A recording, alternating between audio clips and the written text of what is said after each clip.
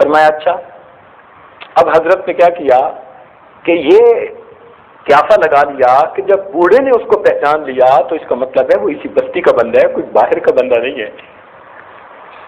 چنانچہ آپ نے کیا کیا کہ جو آپ کو نوجوان نظر آئے نا، آپ نے بستی والے سب کی دعوت کر دی، اور سب کی دعوت کر کے ان کے لیے دسترخوان لگوایا، اور خود بوڑھے کو لے کر ایک ایسی جگہ کھڑے ہو گئے کہ جہاں سے آنے والوں کو یہ تو دیکھ سکتے تھے، آنے والے ان کو نہیں دیکھ سکتے تھے. اس کو اپنے ساتھ کھڑا کر لیا اور کہا دیکھو بھائی، جو آئے گا نا میں پوچھوں گا یہ وہی ہے، اگر وہ نہ ہو تو کہہ دینا یہ نہیں ہے. اس میں تو کوئی رکاوٹ نہیں نا. تو میں پوچھوں گا یہ ہے، تو اگر نہ ہو تو کہہ دینا نہیں یہ نہیں ہے، اور اگر وہ ہو تو مجھے مت بتانا.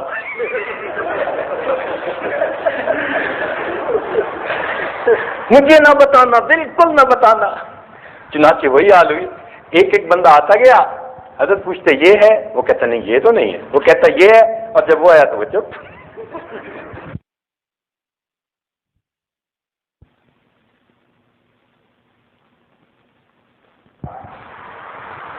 خلوت کے لمحات میں تھے، خاوند اچھے موڈ میں تھا اور بیوی ذرا ٹھیک نہیں تھی. تو خاوند نے بہت بیوی کو منانے کی، بات کرنے کی کوشش کی، اس نے کوئی ریسپانس نہ دیا. تنگ آ کے نا خاوند نے قسم اٹھا لی کہ اللہ کی قسم جب تک تو مجھ سے نہیں بولے گی میں تجھ سے نہیں بولوں گا. چل، وہ پہلے سے بھری بیٹھی تھی، اس نے بھی قسم اٹھا لی کہ اللہ کی قسم جب تک تو پہلے نہیں بولے گا میں پہلے نہیں بولوں گی. اب دونوں ماشاء اللہ. خیر رات گزر گئی، صبح دماغ ٹھنڈا ہوا. اب سوچنے لگے کہ بھائی پتہ نہیں کون کس کو بلائے، اگر بلائیں گے تو طلاق واقع ہو جائے گی، قسم ٹوٹ جائے گی اور خانس بن جائیں گے. خانس اس بندے کو کہتے تھے کہ جس نے قسم اٹھائی پوری نہ کر سکا. خانس بننے کے بعد اس بندے کی ساری عمر گواہی قبول نہیں کی جاتی تھی، یعنی معاشرے کا بے اعتبار بندہ بن جاتا تھا. تو ہر بندہ چاہتا تھا میری قسم نہ ٹوٹے. اب خاوند چاہتے ہیں میری قسم بھی نہ ٹوٹے، بیوی چاہتی ہے میری قسم بھی نہ ٹوٹے. سفیان ثوری رحمۃ اللہ کے پاس گئے، حضرت ہمارے ساتھ تو رات یہ معاملہ بنا. انہوں نے کہا بھائی بات یہ ہے کہ جو قسم اٹھائے گا اس کی تو قسم، جو بولے گا اس کی تو قسم ٹوٹے گی، موٹی جی بات ہے. خیر واپس آ گئے. وہ خاوند کو خیال آیا کہ میں ابو حنیفہ رحمۃ اللہ علیہ کو تو ذرا جا کے پوچھوں. تو امام صاحب کے پاس آ گیا، اس نے آ کے ساری بات بتائی. امام صاحب نے کہا چل جا، تیری بیوی ہے، جا کے اس سے hello hi how are you اپنی زندگی گزار.